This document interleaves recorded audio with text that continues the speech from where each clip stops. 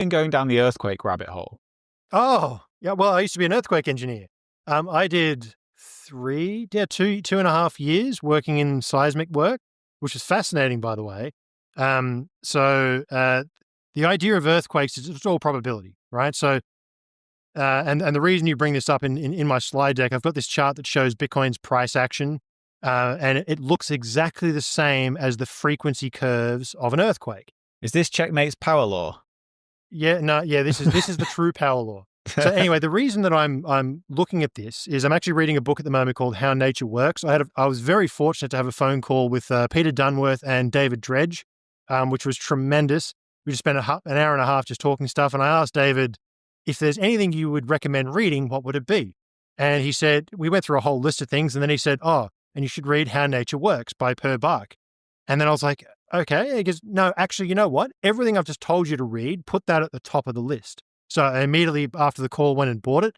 And it's basically talking about this idea of self-organized criticality. And I'm very early into the book, but there's all these complex systems out there, whether it's earthquakes or weather patterns or whatever. And the idea is that no matter which one of these complex systems you look at, they all seem to exhibit this pattern. Now, what we're looking at is in log scale on the x-axis is the percent change of Bitcoin's price. Yeah, you've got to explain this chart to me because I've never seen a chart that looks like this, and I don't know how to read it. Yeah, so when I first saw this, I was like, damn, that looks like earthquake curves. So x-axis is the magnitude of the event. How big is Bitcoin's price movement? On the y-axis, how often do price movements of that magnitude happen, right? Both in log scale.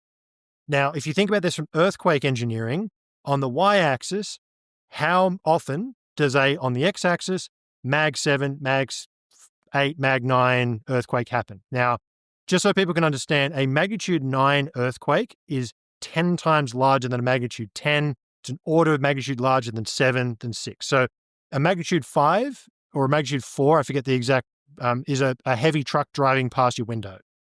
A magnitude 9 will collapse most cities, right? Really, really devastating stuff. So what the concept here is that very, very large events, happen very rarely. Large price moves in Bitcoin, whether it's on a 1 hour, a 1 day, or a 7-day rolling window, they happen very infrequently. So the lower down the chart you are, it's like 1, 2, 3, 5 times.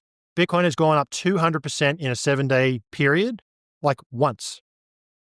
But if you look at it on the left-hand side, we have tens of thousands of times where the Bitcoin market goes up by 0.001%, right?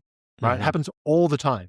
So that's the idea of this thing, is that the complex world of markets, this chart looks exactly the same as the cotton prices in the 1970, earthquakes, right? There's so many distributions of things that are just, the world organizes itself.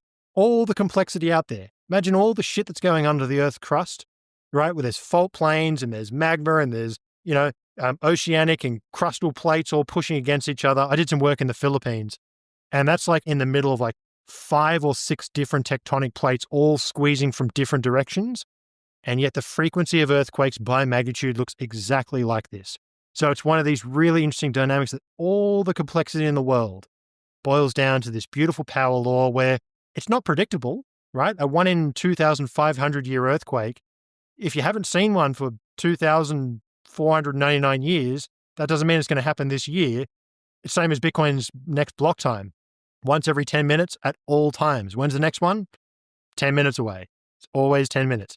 This is just how probabilities work, but it's interesting that over a long enough time frame, everything collapses down to these funky looking power laws.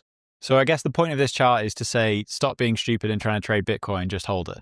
Pretty much. I just thought this was one of those interesting dynamics about how the world actually works, how complex systems actually work. Couldn't recommend the book highly enough. I'm like only 60 pages in, and it's just fantastic. You're reading this thing, you're like, wow, the world is such a strange, weird place.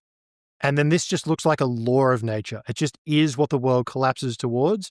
And the moment I read it, I had to just jump. I jumped in my charting suite and I was like, let me just see how Bitcoin's price looks.